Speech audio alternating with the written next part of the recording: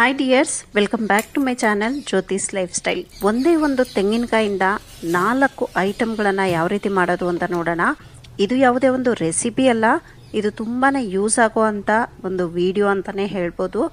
ಇಲ್ಲಿ ಯಾವುದೇ ಒಂದು ಐಟಮ್ ಕೂಡ ನಮಗೆ ವೇಸ್ಟ್ ಆಗಲ್ಲ. ತೆಂಗಿನಕಾಯಿಯ ಒಂದು ಚಿಪ್ ಆಗ್ಬೋದು, ತೆಂಗಿನಕಾಯಿಂದ ಒಂದು ನಾರು ಆಗ್ಬೋದು, ಯಾವುದು ಕೂಡ ಇಲ್ಲಿ ವೇಸ್ಟ್ ಆಗಲ್ಲ. ಹೇಗೆ ಏನು ಅಂತ ವಿಡಿಯೋ ನೋಡೋಣ ಬನ್ನಿ. ವಿಡಿಯೋ ನೋಡೋಕೆ ಮುಂಚೆ ಪ್ಲೀಸ್ ಯಾರೆಲ್ಲ ಫಸ್ಟ್ ಟೈಮ್ ನನ್ನ ಚಾನಲನ್ನು ವಿಸಿಟ್ ಮಾಡ್ತಾ ಇದ್ದೀರಾ, ಪ್ಲೀಸ್ ಚಾನಲನ್ನು ಸಬ್ಸ್ಕ್ರೈಬ್ ಮಾಡಿಕೊಂಡು ಪಕ್ಕದಲ್ಲೇ ಬರೋ ಬೆಲ್ ಐಕನ್ ಆಲ್ ಆಪ್ಷನ್ಗೆ ಪ್ರೆಸ್ ಮಾಡಿ. ನಾನು ಅಪ್ಲೋಡ್ ಮಾಡುವಂಥ ಪ್ರತಿಯೊಂದು ವಿಡಿಯೋ ನೋಟಿಫಿಕೇಶನ್ ನಿಮ್ಮ ಮೊಬೈಲ್ಗೆ ಮೊದಲು ಬರುತ್ತೆ. ಬನ್ನಿ ವಿಡಿಯೋ ಸ್ಟಾರ್ಟ್ ಮಾಡೋಣ. ಇಲ್ಲಿ ಒಂದು ಟಿಪ್ಪು, ನಾವು ತೆಂಗಿನಕಾಯಿಗಳನ್ನು ಸಡನ್ನಾಗಿ ಅಂದರೆ ತಂದ ತಕ್ಷಣವೇ ನಾವು ಅದನ್ನು ತೆಗಿಲಿಕ್ಕಾಗಲಿಲ್ಲ ಅಂದರೆ ಫ್ರಿಡ್ಜಲ್ಲಿ ಹಾಗೆ ಇಟ್ಬಿಡ್ತೀವಿ. ಪ್ಲೇಟ್ ಇಟ್ಟರೆ ನಮಗೆ ಫ್ರಿಡ್ಜ್ನಲ್ಲಿ ಜಾಗ ಸಾಕಾಗಲ್ಲ. ಸೊ ಈ ರೀತಿಯಾದ ಒಂದು ಬಾಕ್ಸಲ್ಲಿ ಇಟ್ಟರೆ ಅದ್ರದ್ದು ಏನೇ ಒಂದು ನಾರಾಗ್ಬೋದು, ಅದ್ರದ್ದು ಒಂದು ಸಣ್ಣ ಸಣ್ಣ ಕಸನೋ ಅದರೊಳಗೆ ನಮಗೆ ಕಲೆಕ್ಟ್ ಆಗುತ್ತೆ, ಫ್ರಿಡ್ಜ್ ಗಲೀಜಾಗಲ್ಲ. ಈ ರೀತಿಯಾಗಿ ಮೊದಲು ನಾವು ತೆಂಗಿನಕಾಯಿನ ಸಪ್ರೇಟ್ ಮಾಡ್ಕೊಳ್ಳೋಣ. ಸಪ್ರೇಟ್ ಮಾಡ್ಕೊಳ್ಳೋಕ್ಕೆ ನಾವು ಬೇಕಿದ್ರೆ ತುರಿಯೋ ಮಣೆಯಿಂದ ತುರ್ಕೋಬೋದು, ಅಥವಾ ಈ ರೀತಿಯಾಗಿ ಸಣ್ಣ ಸಣ್ಣದಾಗಿ ಕಟ್ ಮಾಡ್ಕೋಬೋದು. ಈ ಒಂದು ಮೆಥಡು ತುಂಬ ಈಸಿ ಅಂತ ಅನ್ನಿಸ್ತು. ಮತ್ತು ಇಲ್ಲಿ ಬೇಕಿದ್ರೆ ಇಲ್ಲಿ ಸಿಪ್ಪೆ ತೆಗೆದು ಕೂಡ ನಾವು ಯೂಸ್ ಮಾಡ್ಕೋಬೋದು. ನಾನಿಲ್ಲಿ ಸಿಪ್ಪೆ ಸಮೇತ ಯೂಸ್ ಮಾಡ್ತಾ ಇದ್ದೀನಿ, ಏಕೆಂದರೆ ಸಿಪ್ಪೆ ಕೂಡ ವೇಸ್ಟ್ ಆಗಲ್ಲ. ಇದನ್ನು ಒಂದ್ಸರಿ ನಾವು ವಾಶ್ ಮಾಡ್ಕೊಂಬರೋಣ. ಇದರಲ್ಲೆಲ್ಲ ಈ ತೆಂಗಿನಕಾಯ್ದ ಒಂದು ಧೂಳು ಎಲ್ಲ ಇರುತ್ತಲ್ವ, ಅದಕ್ಕೆ ಒಂದ್ಸಾರಿ ವಾಶ್ ಮಾಡ್ಕೊಂಬರೋಣ. ಈ ತೆಂಗಿನಕಾಯಿ ಚಿಪ್ಪನ್ನು ಆಮೇಲೆ ಯೂಸ್ ಮಾಡೋದನ್ನು ತೋರಿಸ್ತೀನಿ. ಈಗ ಇದನ್ನು ನಾವು ಮಿಕ್ಸಿ ಜಾರಿಗೆ ಟ್ರಾನ್ಸ್ಫರ್ ಮಾಡ್ಕೊಳ್ಳೋಣ. ಸ್ವಲ್ಪ ಇದಕ್ಕೆ ನೀರನ್ನು ಸೇರಿಸ್ಕೊಳ್ಳೋಣ. ಜಾಸ್ತಿ ನೀರನ್ನು ಇಲ್ಲಿ ಸೇರಿಸ್ಕೋಬಾರ್ದು. ಒಂದು ಅರ್ಧ ಗ್ಲಾಸಿಂದ 3/4 ಗ್ಲಾಸು ನಾವೆಷ್ಟು ನೀರು ಸೇರಿಸ್ತೀವಿ ಕೆಲಸ ಜಾಸ್ತಿ ಆಗುತ್ತೆ. ಈಗ ಇದನ್ನು ನಾನು ಮಿಕ್ಸಿ ಮಾಡ್ಕೊಂಡು ಬಂದಿದ್ದೀನಿ. ಈಗ ಇದನ್ನ ಒಂದು ಸ್ಟ್ರೈನರಲ್ಲಿ ನಾವು ಚೆನ್ನಾಗಿ ಇದನ್ನು ಗಟ್ಟಿ ಹಿಂಡುಬಿಟ್ಟು ಇದರ ಒಂದು ತೆಂಗಿನ ಹಾಲನ್ನು ಸಪ್ರೇಟ್ ಮಾಡ್ಕೋಬೇಕು. ಈ ಒಂದು ತೆಂಗಿನಕಾಯಿಯಿಂದ ನಾವು ತೆಂಗಿನ ಹಾಲು ಮತ್ತು ಡೆಸಿಕೇಟೆಡ್ ಕೋಕೋನಟ್ಟು ಮತ್ತು ಒಂದು ಕೊಬ್ಬರಿ ಎಣ್ಣೆಯನ್ನು ಮಾಡ್ಕೊಳ್ತಾ ಇದ್ದೀವಿ. ಮತ್ತು ಇನ್ನೂ ಒಂದು ಐಟಮ್ ಕೂಡ ಮಾಡ್ಕೋಬೋದು. ನೀವು ಪೂರ್ತಿ ವಿಡಿಯೋ ನೋಡಿದ್ರೆ ಖಂಡಿತ ನಿಮಗೆ ನೀಟಾಗಿ ಅರ್ಥ ಆಗುತ್ತೆ. ಭಾಳ ಸುಲಭವಾಗಿ ಮನೆಯಲ್ಲೇ ಮಾಡ್ಕೋಬೋದು. ಈಗ ಈ ತೆಂಗಿನಕಾಯಿ ತುರಿಯಿಂದ ನಾವು ಏನು ಹಿಂಡ್ಕೊಂಡಿದ್ವಿ ಅದಕ್ಕೆ ಮತ್ತೆ ನೀರನ್ನು ಸೇರಿಸಿ ಮತ್ತೆ ಇನ್ನೂ 2ರಿಂದ 3 ಸಾರಿ ಈ ರೀತಿಯಾಗಿ ಮಿಕ್ಸಿ ಮಾಡಿ ಇದೇ ಒಂದು ಪ್ರೋಸೆಸ್ಸನ್ನು ಕಂಟಿನ್ಯೂ ಮಾಡ್ಕೋಬೇಕು. ಎಷ್ಟು ನಮಗೆ ಇದರಿಂದ ತೆಂಗಿನ ಹಾಲನ್ನು ತಗೊಳ್ಬೋದು ಅಷ್ಟು ನಾವು ಸಾಧ್ಯ ಆದಷ್ಟು ತಗೊಂಡ್ಬಿಡೋಣ. ಇದರ ನಂತರ ನಾವು ಇನ್ನು ಇದರಲ್ಲಿ ಏನು ರಸ ಇಲ್ಲ ಅಂದಾಗ ಇದನ್ನು ನಾವು ಗಟ್ಟಿಯಾಗಿ ಹಿಂಡ್ಕೊಂಡು ಇದರ ಒಂದು ತುರಿಯನ್ನು ಒಂದು ಪ್ಲೇಟಿಗೆ ಟ್ರಾನ್ಸ್ಫರ್ ಮಾಡ್ಕೊಳ್ಳೋಣ. ನೋಡ್ತಾ ಇದ್ದೀರಲ್ಲ ಎಷ್ಟೊಂದು ತೆಂಗಿನ ಹಾಲು ಸಿಕ್ತು ಅಂತ. ಒಂದು ತೆಂಗಿನಕಾಯಿಂದ ನಮಗೆ ಇಷ್ಟು ಹಾಲು ಸಿಗುತ್ತೆ. ಈಗ ಈ ತೆಂಗಿನ ತುರಿ ಏನು ನಮಗೆ ಲಾಸ್ಟಲ್ಲಿ ಉಳಿತು, ಇದರಿಂದ ನಾವು ಡೆಸಿಕೇಟೆಡ್ ಕೋಕೋನಟ್ ಅನ್ನ ಮಾಡೋಣ. ಮೊದಲಿಗೆ ನಾವು ಒಂದು ಪಾತ್ರೆಯನ್ನ ಇಟ್ಕೊಳ್ಳೋಣ, ಅಂದ್ರೆ ಬಾಣ್ಲಿ ಅಥವಾ ನಾನ್ ಸ್ಟಿಕ್ ಯಾವ್ದಾದ್ರು ಆಗತ್ತೆ.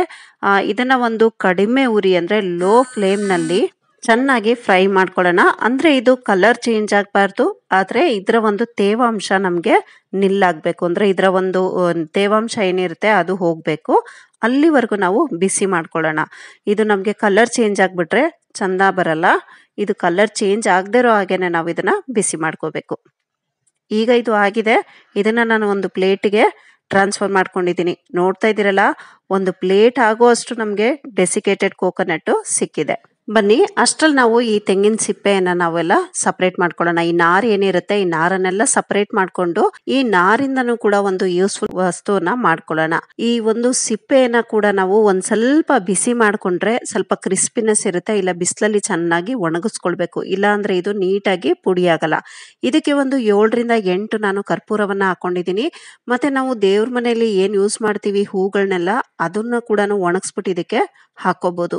ನಾನಿಲ್ಲಿ ರೋಸ್ ಹೂವಿಂದ ಪೆಟಲ್ಸ್ ಇತ್ತು ಅದನ್ನ ಹಾಕೊಂಡಿದೀನಿ. ಮತ್ತೆ ಮಿಕ್ಸಿಗೆನೆ ನಾವು ಲೋಬಾನ್ ಅಂತ ಒಂದು ಧೂಪ್ ಬರುತ್ತೆ, ಈ 1 ಸ್ಪೂನ್ ಇದನ್ನ ಹಾಕೋಬೇಕು. ಮತ್ತೆ 2ರಿಂದ 3 ಪಲಾವ್ ಎಲೆ, 7ರಿಂದ 8 ಲವಂಗಗಳನ್ನ ಹಾಕೊಳ್ಳೋಣ. ಇದಿಷ್ಟು ನಮ್ಗೆ ತುಂಬಾ ಒಂದು ಒಳ್ಳೆ ಒಂದು ಎಫೆಕ್ಟ್ ಕೊಡುತ್ತೆ. ಇಷ್ಟನ್ನು ಹಾಕಿ ಚೆನ್ನಾಗಿ ಇದನ್ನ ಮಿಕ್ಸಿ ಮಾಡ್ಕೊಂಡು ಬರೋಣ. ಪುಡಿ ಆದ ನಂತರ ನಾವು ಇದಕ್ಕೆ 1 ಸ್ಪೂನ್ ಅಷ್ಟು ಚಂದನ್ ಪೌಡರ್ ಇಲ್ಲ ಅಂದ್ರೆ ಈ ಕಿತ್ಲೆ ಹಣ್ಣಿನ ಸಿಪ್ಪೆ ಪುಡಿಯನ್ನ ಕೂಡ ಸೇರಿಸ್ಕೋಬಹುದು. ಇದಕ್ಕೆ 3 ಸ್ಪೂನ್ ಅಷ್ಟು ಗೋಧಿ ಹಿಟ್ಟು, 1 ಚಿಟಿಕೆ ಅಷ್ಟು ಜವಾದು ಪೌಡರು, ಮತ್ತೆ ಇಲ್ಲಿ ಅಕಸ್ಮಾತ್ ಜವಾದು ಪೌಡರ್ ಇಲ್ಲ ಅಂದರೆ ಸ್ಕಿಪ್ ಕೂಡ ಮಾಡ್ಕೋಬೋದು. ಮತ್ತು ಇಲ್ಲಿ 1 ಸ್ಪೂನಷ್ಟು ಗಂಗಾಜಲ ಅಥವಾ ರೋಸ್ ವಾಟರು, ಮತ್ತು ಇಲ್ಲಿ 1 ಸ್ಪೂನಷ್ಟು ತುಪ್ಪ ಮತ್ತು 1 ಸ್ಪೂನಷ್ಟು ಎಳ್ಳೆಣ್ಣೆಯನ್ನು ಹಾಕೋಬೋದು. ಎಳ್ಳೆಣ್ಣೆ ಬೇಡ ಅನ್ನೋದಾದರೆ ನಾವು ಬರೀ ತುಪ್ಪದಲ್ಲಿ ಕೂಡ ಇದನ್ನು ಮಾಡ್ಕೋಬೋದು. ಇಷ್ಟನ್ನು ಹಾಕಿ ಮಿಕ್ಸ್ ಮಾಡಿಕೊಂಡು ಚೆನ್ನಾಗಿ ಇದು ನಮಗೆ ಒಂದು ರೀತಿಯಾಗಿ ಉಂಡೆ ಮಾಡಿದ್ರೆ ನಮಗೆ ಇದು ನೀಟಾಗಿ ಉಂಡೆ ಆಗಬೇಕು. ಆ ರೀತಿ ಆಗೋ ತನಕ ಇದಕ್ಕೆ ನಾವು ನೀರನ್ನು ಸೇರಿಸಬಾರ್ದು, ಇದಕ್ಕೆ ತುಪ್ಪ ಅಥವಾ ಎಳ್ಳೆಣ್ಣೆಯನ್ನು ಸೇರಿಸಿ ಈ ರೀತಿಯಾಗಿ ಮಾಡ್ಕೋಬೇಕು.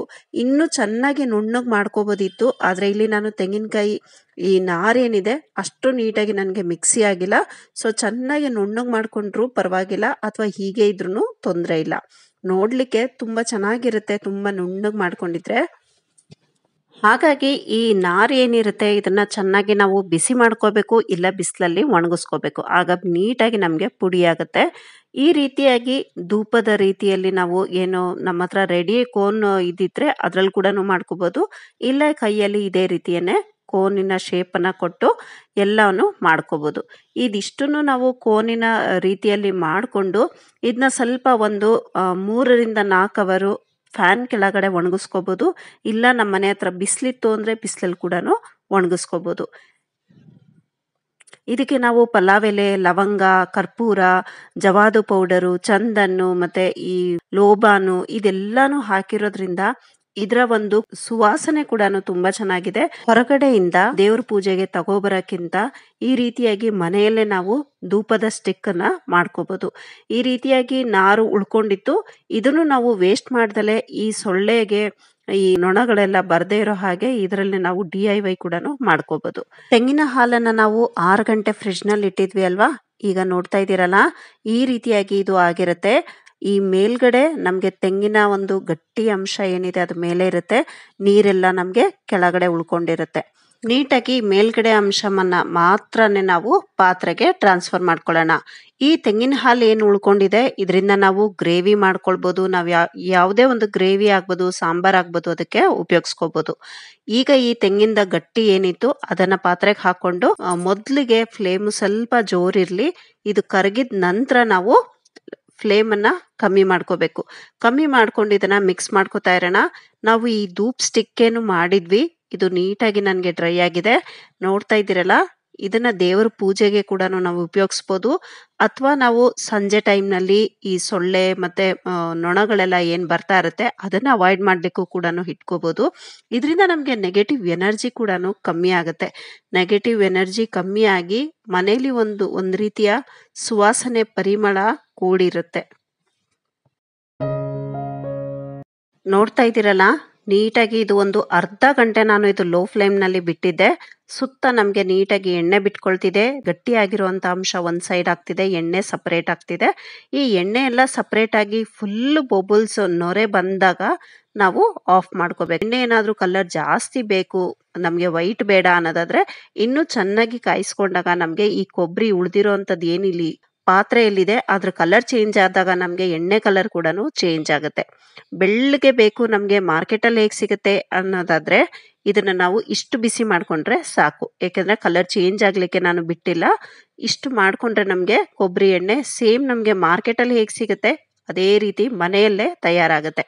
ನೋಡ್ತಾ ಇದ್ದೀರಲ್ಲ, ಒಂದೇ ಒಂದು ತೆಂಗಿನಕಾಯಿಂದ ಕೊಬ್ಬರಿ ಎಣ್ಣೆ ಮಾಡ್ಕೊಂಡ್ವಿ, ಅದು ಹೋಮ್ ಮೇಡ್ ಕೊಬ್ಬರಿ ಎಣ್ಣೆ. ಖಂಡಿತ ಮನೆಯಲ್ಲಿ ಮಾಡಿ ಯೂಸ್ ಮಾಡಿ ನನಗೆ ಕಮೆಂಟ್ ಸೆಕ್ಷನ್ ಅಲ್ಲಿ ತಿಳಿಸಿ ಹೇಗನ್ನಿಸ್ತು ಅಂತ. ನೋಡ್ತಾ ಇದ್ದೀರಲ್ಲ, ತೆಂಗಿನ ಹಾಲು ಮತ್ತೆ ಡೆಸಿಕೇಟೆಡ್ ಕೋಕೋನಟ್ ಮತ್ತೆ ತೆಂಗಿನ ಎಣ್ಣೆ ಮತ್ತೆ ಧೂಪದ ಸ್ಟಿಕ್ಸ್ ಇಷ್ಟು ಕೂಡ ನಾವು ಒಂದೇ ಒಂದು ತೆಂಗಿನಕಾಯಿಂದ ಮಾಡ್ಕೊಂಡ್ವಿ. ಡಿಯರ್ಸ್, ವಿಡಿಯೋನ ಇಲ್ಲಿಗೆ ಎಂಡ್ ಮಾಡ್ತಾ ಇದ್ದೀನಿ. ವಿಡಿಯೋ ಸ್ವಲ್ಪನಾದ್ರೂ ಇಷ್ಟ ಆದ್ರೆ ಲೈಕ್ ಕೊಡಿ, ನಿಮ್ಮವರೊಂದಿಗೆ ವಿಡಿಯೋನ ಶೇರ್ ಮಾಡಿ. Thank you for watching. Have a nice day. Take care. Bye bye.